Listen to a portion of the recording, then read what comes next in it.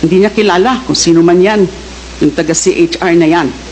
Nagtataka po ako doon. He's lying when he said that he does not know Laila de Lima.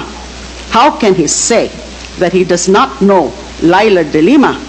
Unang-una, nung DDS, yung hearing po namin, yung CHR inquiry sa Davao on the DDS killings, siya po, as then mayor, ang pinakauna na tinawag namin as resource person. Di ho ba? Pangalawa, naku, kayo, narinig niyo ho yun.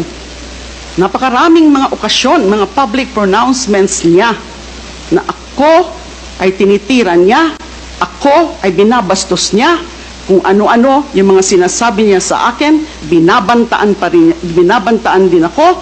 You will rot in jail, Laila de Lima. And isa pang naalala ko, nakita niyo rin po siguro yun, noon pong first SONA, di ba? Linapitan niya ako, kinamayan pa niya ako, so hindi niya ako kilala. Alam mo yan, for example, ni former ES Salvador Medialdea, na kilalang kilala ako ng dating mayor at ng dating Pangulo. So he is lying. Maraming salamat po. Thank you, Senator. Iba na kasi ang hirdo niya kasi hindi mo kilala.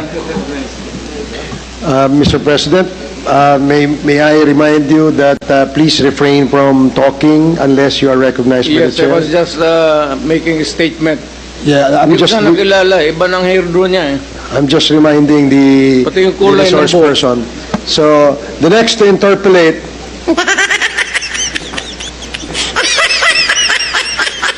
is Congressman Ernix Junicio. You have 10 minutes. Thank you, Mr. Chair. I might not take that long.